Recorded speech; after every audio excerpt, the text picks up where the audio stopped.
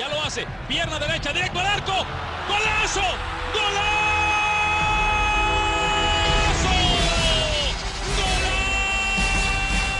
The world of football with a soccer perspective. This is Soccer Today with Duane, Rollins and Kevin Laramee, live on the Sports Podcasting Network.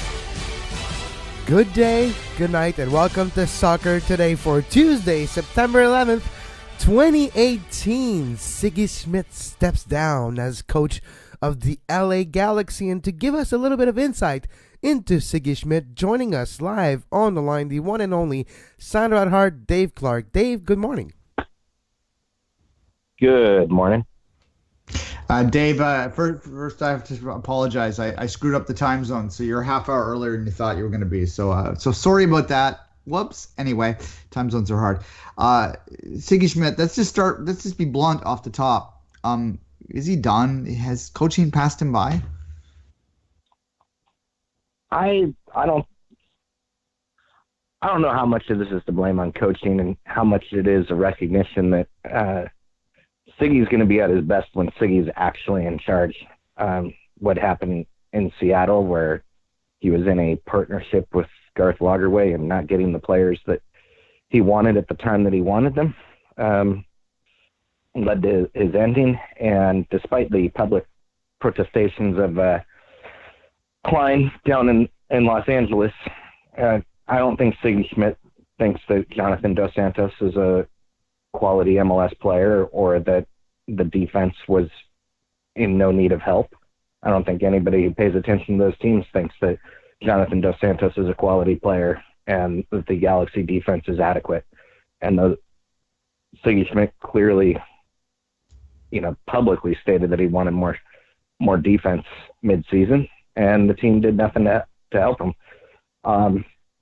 At the same point, he's at an age that tends to ignore innovation, and he's at a point in the career where he's kind of set in his ways. So he may, in fact, be done, except that MLS is expanding at such a rate that they need more quality coaches. How important, Dave, was? Let's go back in time a little bit. I mean, I don't think anyone would ever argue that Sigi Schmid, like I wrote yesterday, that if there was an MLS Hall of Fame that was specific to MLS, he'd be a first ballot Hall of Famer. I mean, he's obviously had a massive influence in this league, both with the great clubs that he built in Columbus and Seattle. And, this end has not been great. But I guess what I'm asking is what has his influence been? How much did he matter to the success, the early success of the Sounders? Well, the Sounders still, despite what people in Atlanta would like you to know, they're still the more successful expansion franchise, at least when it comes to trophies on the field. They were a penalty kick away from the Supporters' Shield in 2009. If Freddie Ljungberg bears a penalty against the Columbus Crew, those two teams are tied on points, and Seattle holds the tiebreaker. So that's huge. They won a trophy in 2009. They were a strong team, and almost all of it had to do with Schmid, with his ability to scout, with his understanding of the collegiate game. And as we talk about things that might have passed him by, the collegiate game's importance has definitely shrank over the past few years. After the MLS Cup victory, I wrote that Sigi Schmid was predominantly, but one of the faces that should have been at the MLS Cup parade. That was still very much his team. 95% of the players had played for him. They'd had their successes under him. They joined the league because of him. Even Nicolas Ladero said that part of the reason he was intrigued to come to Seattle was because of Sigi Schmid. Now, they didn't cross over because of the one-day difference in timing between Schmidt's ouster and Ladero's signing. But when you look at the type of players and international coaches that respect Sigi, there's no doubt. I mean, he is already a Hall of Famer, and it's because of the multiple titles that he's won over the years. 240 regular season victories. And that's something that, let's be honest, that's not going to happen again. Nobody's going to get the amount of longevity in this league that he had. And that's what we're seeing now, too, especially in LA. Since the departure of Bruce Arena, we had the Kurt Onalfo debacle. Sigi Schmid took over for Kurt Onalfo in August 2017. A year and a few weeks later, he steps down. And like you alluded to it earlier, it did not go according to plan in LA, and he did not have the support from the front office that he would have liked.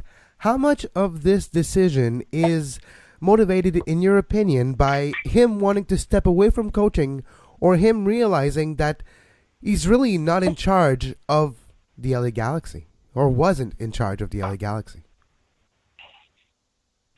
I mean, I don't have a ton of insight into that, but my assumption is that Sigi knows that the Galaxy are going nowhere but missing the playoffs. And that's a team with enough attacking talent. Obviously, it shouldn't miss the playoffs with the budget and their pressure. That's not something that they do. And by stepping aside, maybe he can set himself up for an opportunity, say in a place like Nashville, a Sacramento, a Cincinnati, one of these burgeoning MLS teams that are expansion teams that offer him the opportunity to get 100% control and copy the Seattle 2009 to 2014 success. Because I think that's really his only option if he remains in coaching. But he's also the type that doesn't need to remain in coaching. He's had enough success at this point. If he can find a way to retire, which I sometimes doubt, he would still be the legend that he is. It's Bob Bradley, it's Bruce Arena. There are no other coaches in the conversation as the greatest coach in MLS history. And the way he did it with multiple teams rather than just one, like Bradley's greatest success was basically the Fire. You could make an argument that Sigi was the better MLS coach between those three. This is going to be maybe a general question, not necessarily just based on LA Galaxy, but you experienced the same type of transition when Sigi Schmid stepped down and Brian Schmetzer took over. It was a slow transition. It's similar to when Kinnear takes over for Sigi Schmid now, but I'm wondering, the big shoes to fill of a Bruce Arena. Yes, Kurt Onalfo was there for 7 months, but those 7 months are really forgettable. How difficult do you think it is for a manager to take over the mantle of a long-time successful coach at a team? Is it almost a situation where it's a lose-lose situation and there's no possible way to be successful? I'm a big fan of the sports media stereotype in this case, where you don't want to be the one that replaces the legend. What Brian Schmetzer got away with, basically, isn't something that can be repeated. He was so integrated into the organization here that he was able to take the mantle easily, and that just doesn't happen. More often you get Kurt Onalfo, a forgettable experience. And I think you were going to get a forgettable experience from Dominic Kinnear because Dom Kinnear doesn't have the legacy that Sigi Schmid does. He doesn't have the history of success. And whereas Sigi will empower a special player to take the reins and basically set up a formation around it to accent and amplify, say, as Zlatan or Nobafemi Martins. What we've seen from Dominic Kinnear in his last few years is basically 2 lines of 4 that just stand there.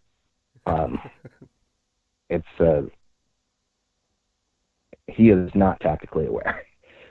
So I don't expect to see greatness from the Galaxy that mirrors what happened with Seattle.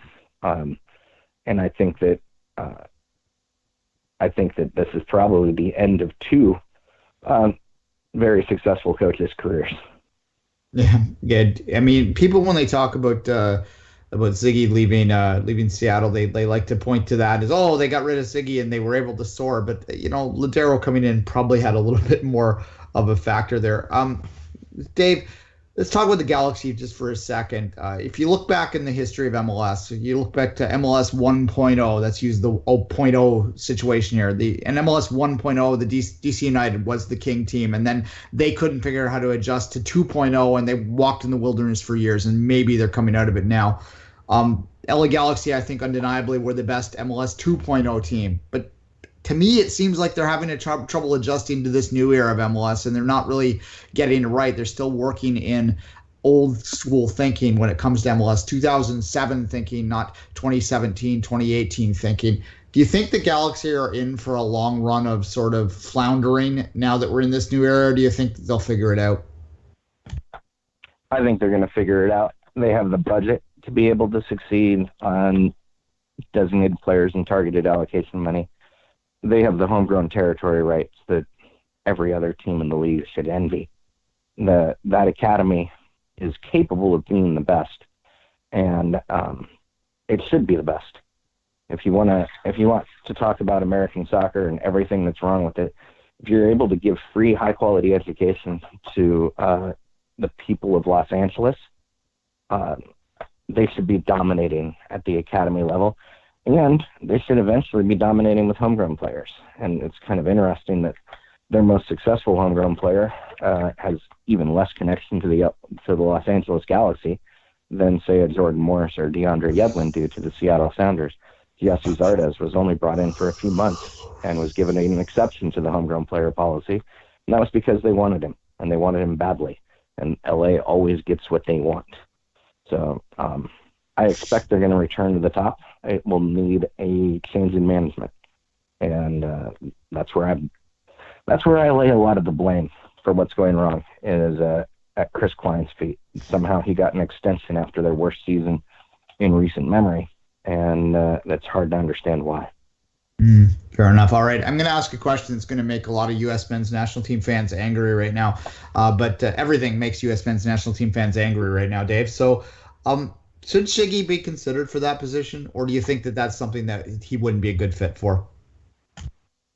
No, I'm a huge Sigi Schmid fan. I love what he did in Seattle, and I am a little biased because of how he treated me, just a member of non-traditional media, and answered questions whenever we asked. And no, Sigi Schmid shouldn't be anywhere near the U.S. national team at this point in time. If he wants to be an informal advisor or the general manager, sure. Sigi Schmid still understands development. He understands the American soccer scene quite well, but he shouldn't be near the U.S. national team at this time. Dave, thank you very much for your time. I'm going to ask you a last question here, and I'm wondering, when you look at this situation, is this what the Galaxy needed for maybe suffering the last 7 games and doing a big overhaul of the front office next season, which could lead to an overhaul on the field, which we could see bringing a brand new LA Galaxy from next year? And do you think the LAFC presence, their rise in importance in kind of the same market, has anything to do with the troubles of the Galaxy this year? I think what the Galaxy need to do is purge. They need to purge senior leadership. Not just the coaching staff. They need to purge players. There are clearly some talents there. They're more interested in the off-field scene than they are the on-field. They need to correct what's going on in their academy. Let's just say they've got coaches that are more worried about the organizational structure of the United States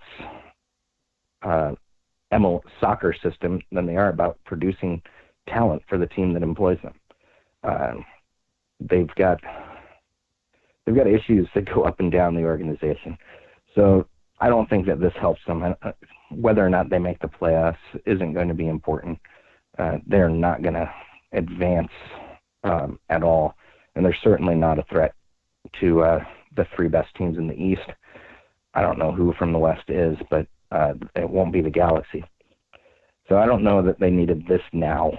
I think all this does is extend the dramatic reorganization that they need for months.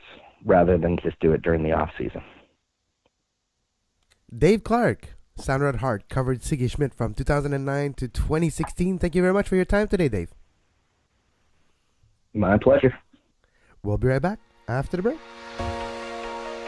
You are listening to Soccer Today. Follow us on Twitter at Soccer Today SPN and like our Facebook page, facebook.com/Sports Podcasting Network. You can find the podcast version of all the shows we do on iTunes, Apple Podcast, Google Play Store, TuneIn Radio, iHeartRadio, and anywhere you get your podcast. You can follow Dave on social media at BDurthan on Twitter. And we're back on Soccer Today. Duane Rollins with myself, Kevin Laramee. Duane Rollins at 24th Minute on Twitter. Myself at Kev Laramee. Duane, let's just wrap up a bit the LA Galaxy situation before we move on and talk about the Canadian Premier League.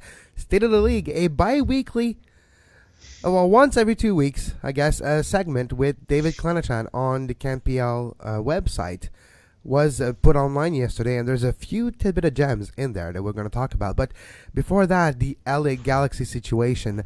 We've talked about how Dominic Kinnear has taken over, and we have a feeling it's really going to be an interim situation, and there's probably going to be some new blood taking over next year.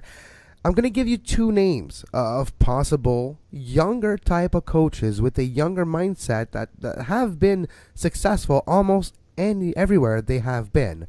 I think you know where I'm going with those two names. One is actually working not too far away as an assistant to Bob Bradley. He's already in the market. He's already been viewed as a potential MLS head coach. Do you think Mark Dos Santos could be the next LA Galaxy coach next year? Certainly, it wouldn't be the worst decision that they ever made. Dos Santos has the disadvantage of having come through those D2 levels, and I think that there is still to this day a bit of a prejudice towards that. But the fact that he went to LAFC and that team has had success, and certainly he has that Bradley reference coming through now, might help him land an MLS job. I think Dos Santos will be in there sooner rather than later. Would he cross I don't know if it's a great divide, the divide. In LA? Who knows? And the other name that I'm thinking of, and it's already been touted yesterday too, a coach that left Portland, and we're all wondering where he was going. We thought, maybe he's going to take over Cincinnati. But Alan Koch and his staff have been confirmed for next year. Does Caleb Porter could take over as LA Galaxy head coach next year? Certainly another name there. I'll throw another name at you too. It's TFC assistant Robin Fraser, which seems to be attached to most openings as well. Robin Fraser, of course, had some success with the Red Bulls, and then controversially was removed from an interim position there after having success with that team, and has been linked to a lot of things. Yeah, look, like any league, MLS sort of has an internal sort of rotation of candidates that it goes in there, so it's hard for guys. Frazier did have that brief stint there, but he's primarily viewed as an assistant. Dos Santos, I mentioned it before, is viewed as a D2 coach. It's hard to break through because they do go back and back and back to the same names. Kinnear for now, for sure, but we'll see where it goes from there. That's probably it's probably a better bet when you're talking about Porter because he's part of the fraternity, right? And fraternity brothers take care of each other, and that's part of it. One aspect of this decision directly includes TFC. TFC is the next opponent of the LA Galaxy. Is it good for TFC that now they change coach, or would the coach change bring a bump in the game of LA Galaxy? Another defeat for TFC would really spell the end of their playoff hopes. Yeah, well, if they play each other, right? So it's the wounded giants going to take each other on a BMO Field next Saturday. Look, it's the LA Galaxy are done for this year's Pharma. They're a flawed team. They're built wrong. And everyone saw that going into the season. They absolutely are built wrong, and they need a new philosophy in how they build. That's why I asked Dave that question about, whether they've adjusted to MLS 3.0. And I think we all agree that we're in MLS 3.0 now, where you need the balance across the roster as opposed to just the big front name talent. And they still think like the Galaxy. They have the resources 100%. but they need to change their thinking around in terms of how they build that roster. You can't just pluck names and throw them in there like they did in the past and win, because the overall quality of the league, the overall quality of the opposition you're playing is higher now. So just having it just doesn't work anymore, Kevin, and that's the problem that they have. So I'm gonna be very curious to see this matchup next Saturday between, like I said, the two wounded giants of this league right now. They're both probably dead in the water, but I guess if either of them runs out of the table, then you never know. But yeah, it's going to be not fun. It's going to be an intriguing day at the park. It will be. So we'll keep an eye in the offseason on who will take over as LA Galaxy. But for now, the LA Galaxy are 8th in the Western Conference with 7 games remaining in their calendar. Duane, let's talk about the Canadian Premier League. And this article can be found on CanPL.ca, the official website of the Canadian Premier League, by Armin Bedekian, the associate editor of the Canadian Premier League. I'm not going to read the entire article. You can read. They talk about the 7th club versus 8th. They strongly talk about a few markets that I'll name now, and it's markets, Duane, that we have mentioned, markets that I have been mentioning for 2 years in Quebec in this show. St. John's, Newfoundland, Moncton, New Brunswick, Montreal/Laval, or Quebec City, Grand River region, which is Kitchener, Waterloo, Cambridge, the Niagara region, and Durham region, encompassing Oshawa, Whitby, Ajax, and Pickering, as well as Mississauga, who already have a very engaged supporters group. There also has been discussion with Regina and Saskatoon in Saskatchewan, as well as Lower Mainland BC, which is very active opportunity with interest from Kelowna. There's interest from Ottawa from multiple parties in the Ottawa region. Remember that. But here is what I wanted to read on air to you, Duane, and to all our listeners. Could you provide an update regarding the Ottawa Fury's decision to remain in the USL? Let me start by saying that we are committed to the city of Ottawa and think it will be a great Canadian Premier League market. Let's be clear, in order for us to be a truly successful Canadian league, we need to be in our nation's capital. We have a positive relationship with Ottawa Sport and Entertainment Group overall and value the financial commitment they have made to soccer in Ottawa, and we will see where it goes in the future. As far as specific ownership group goes, we've had many discussions with the Fury and with OSAG through the last 3 years. They were very much included in all our information and strategy over that time. As for a transition to the Canadian Premier League, we were quite willing to adapt in a number of areas because we recognized the fact that they were an existing team playing in the USL this year, under different circumstances. We were prepared to accommodate them, specifically around details like players, soccer operations, and player salaries. We had actually offered to have them operate under the exact same circumstances as they are now. We felt like we presented a series of accommodations on a number of different things in order for Ottawa to feel confident about playing in the CanPL. We did everything we could to help them feel welcome. Unfortunately, they made a different decision, and we were surprised after the accommodations we had proposed when they notified us last week that they were prepared to continue to operate in the USL. You can read the rest of the article on CanPL.ca, but Duane, what do you keep from this part of the article? Yeah, a lot to unpack there. I think that we were willing to have Ottawa participate in the exact same circumstances is really the big mic drop in that, and that is contrary to what we're hearing at Ottawa. Most of the noise at Ottawa is that they were upset that they weren't going to be able to bring their players over. So does that mean that the CPL is denying that they said that they were willing to have them bring those players over, and then Ottawa is still resisting coming over? Is that the issue at play here? If that's the case, that really doesn't reflect well in Ottawa. And we're getting a lot into a he said kind of situation here, right? Yeah. In terms of what's going on, and it's hard to sort of unpack the truth. My bias is... Not to make a hockey reference, but it's like match patch already. The Canadians. Who said what? Who did he ask for a trade? It's the exact same thing. In that article, in different terms, David Klanakan literally said, we were willing to grandfather Ottawa in. Literally. And I guess Ottawa was like, well, you know what? Yeah, that's what we wanted, but I guess we don't want it anymore. I look. The truth always lies somewhere in the middle when you get into disputes like this, right? And I think that's probably the position we're at right now, is that I'm not too sure what to think. I know what I'm hearing, and look, my bias is clear. I believe Ottawa should be in this. I believe that the Canadian Premier League, especially the other thing to unpack there, is that they said that they worded it carefully, that their salary and operations budget was well over 7 figures. So that tells me that the salary cap is probably at that 800 level that we heard. We heard a 500 and an 800 level. If they're saying that their salary end, that's the key, end operations is over $1 million, then that's probably about where they're coming in for salaries, and then you have to pay your coaching and your administrative and all that sort of stuff. So each team's probably going to, 1.1, 1.5, somewhere in there, which is in line with what we've seen for a while, that they weren't necessarily going to have a salary cap so much as they were going to have an operations cap, and that's a different thing altogether. At any rate, that there's a lot happening here.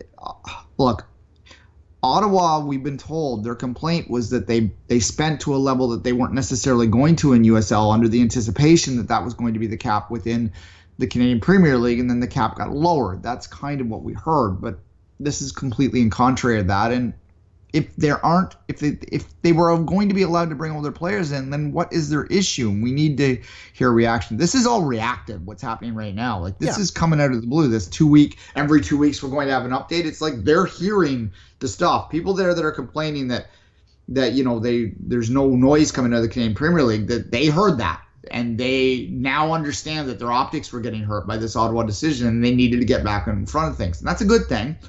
I think it's going to speed things up a little bit more, and I think we're at the point now that we can afford to speed things up a little bit. Yeah. They have been careful forever, but maybe it's time not to be careful anymore. You've got to get ahead of the story, because people are not necessarily going to trust you blindly. There's only so many people out there like me that are going to buy in 100%, right? Thank God. No, thank God. Thank God I say that. The other important thing that I saw here is in this article. I didn't read it out loud, but at the beginning part, Armin Balakian asked David Clonachan about the 7 club versus 8 club, and he says we're happy with 7, but we kind of want an 8th one, and they're willing to speed things up for 1 club out of the market that I mentioned. Interestingly enough, there is discussion with what is Kitchener? I don't know. Yeah, Grand River region. It could be a Laval, Montreal, or Quebec City as well. There's a supporters group in Quebec City called Cap Diamant Supporters Group that has been not necessarily loud, but they have a social media presence now, and they want a Canadian Premier League club in that region. Laval, with the success of the Rockets in the American Hockey League in Laval, and the rise of the population and the identity of Laval as a truly independent market and not just a suburb of Montreal, is kind of slowly being built, and you need more than a hockey team for that to truly be built, and the presence of a professional soccer team could help that as well. The facilities are present in Laval. If you look at the different options with the new football stadium, American football stadiums that are in Laval, size would be probably perfect. There's a lot of renovations. There's a lot of pitches in Laval. It's a very popular soccer market. And if you look at the Fédération de Soccer du Québec, the FSQ, the Quebec Soccer Federation, their headquarters is in Laval. That's where we had the first match this year of the Canadian Championship was in Laval as well. So there's possibilities there. So that could be interesting. But Duane, this brings me to the last part of the article that I haven't read. Again, you can read it on CanPL.ca, talking about the broadcast rights. And you know what I talked to you about a few months ago when it was announced that Canadian Soccer Business has acquired a 10-year exclusive contracts with the Canadian Soccer Association for the managing of the rights of the Canadian Championship, the Canadian Men's National Team, Women's National Team, and the Canadian Premier League. Those will all be packaged together, and that's what David Clonachan talked about is, well, we're really excited about the opportunities to put those entities together and offer a great package to a distributor, to a maybe streaming website, maybe a normal TV website or TV broadcaster, with about 2,000 matches up until 2026 available to be bought. This is exactly what we thought, Duane. The Canadian Championship and the Canadian Soccer Association's national team programs will be used to hype the packages of the CanPL itself. Yeah, it's kind of hard to believe as a longtime Canadian voyageur that the Canadian men's and women's national team can be used to hype anything. But certainly the women's side with the 2 bronze medals, and we've talked about this to death over the past 5 or 6 years, but they've certainly gone to a different level. And, there's excitement around the men's team for the first time in a long time. I was listening to the coverage leading into the Nations League game. I went back and listened to a lot of interviews and all that. And, and the reaction to the 8-0 win, we all know inside the bubble that, beating a bunch of guys that you probably could have pulled up the subway in Toronto isn't really that exciting, or Montreal or Vancouver for that matter. But I think I could have made the U.S. Virgin Islands team. Like, give me about 2 weeks and I'll get my reflexes as a goalkeeper again. And you know what? I could make it. Yeah, well, I'm exaggerating. Yeah, yes. A university team could have beat that team. Like Laval. True. University, it could have beat them. Not Laval the city, Laval the university, yes. or York. York would have probably beat them by 3 goals. I know University Laval is confusing because it's not in Laval, it's in Quebec City. I don't know why, but yes, University Laval is in Quebec City, and it's the Rouge et Or, the gold and black, but it's the Rouge et Or, gold and black, the red and gold. But they have a very good soccer program too, so that does give credence to the potential of a CanPL team in Quebec City. Anyways, let's go back to what we were talking about. Yeah, what were we talking about? No, it's the packages of the deals. Yeah. No, it's a good thing. I mean, obviously, look, I think that they will probably farm out the Canadian women's national team, but that is an incentive. Like, you want to show the women, and it's really the women that have a bigger TV drive right now than the men, for sure. But you want to show the women's national team games at TSN, then you're going to have to show a game of the week for Canadian Premier League, and then we farm the rest of them off to probably DAZN. And the Canadian Championship. The Canadian Championship is the carrot at the end of the stick for me, because you get the 3 MLS teams involved in the semifinal and final of that championship, and this will drive ratings either in Montreal, in Toronto, and Vancouver, because they'll be the only place that fan base could watch their team in that tournament and potentially see them raise a trophy, like we have seen. And the final was on TSN, even though the rest of the championship was not televised. The ratings, we don't know by heart what the ratings were, but it definitely generates ratings in those fan bases. So that's the carrot at the end of the stick for me, even more than the national team programs, is the Canadian Championship. Yeah, no, for sure. Yeah, you're absolutely right. Those I mean, TV ratings have never been spectacular for the MLS teams, but you still are guaranteed about 100,000 or so for that, and then you get any, sort of additional bumps from it, and you might have a little bit more there. I mean, honestly, let's be candid here for a second. The Canadian Premier League, if you were to throw it on TSN, would probably draw 20, 30,000, and that's not really feasible for TSN to be broadcasting that in prime time. I mean, let's just be honest, right? Yeah. It is better suited for streaming. But if you had a game of the week, maybe on a Sunday afternoon, or Sunday, probably get your cup against the NFL then. But Saturday afternoon, soccer night in Canada. Remember that? That's trademarked. That could be something on Saturdays. Yeah, or even like a Thursday night or something like that. Like that it's a nod against. I guess there's football. There's football every night of the week, for God's sakes. I guess you really can't avoid it. But Wednesday night football. Call it Wednesday night soccer. I don't know. That works. Whatever the case may be. But you know what you mentioned. Remember when the CFL wasn't hyped as much as it is right now by TSN? The ratings were not as high. If Canadian Soccer Business gets a partner for the TV rights, the way TSN has been partnering with the CFL in packaging, highlighting, talking about the league, talking about their players, talking about their stars. Let's not forget, the turnover of players in the CFL is spectacular from year to year. And you get names coming out of the woodworks that you've never heard of. And TSN does a really great job getting you to understand those names, getting those names to become household names, getting those teams in certain markets like Saskatchewan, Winnipeg, even Toronto and Montreal this year, finding ways to make those teams relevant, at least on air with those coverage, that this feels exciting. I'm not even a CFL fan, really. And when I watch the Sports Center and I watch everything, I kind of feel the importance is bigger than it actually is because of the way they package the content surrounding the CFL. If the CanPL finds a partner that is willing to do the same, to invest for a few years without necessarily looking at the returns right away, and able to package the programs to content, to make special shows, to live mic games, whatever the case may be, but to raise the profile of those programming and the content of the CPL, then maybe you'll have the same success. I think there's a potential there.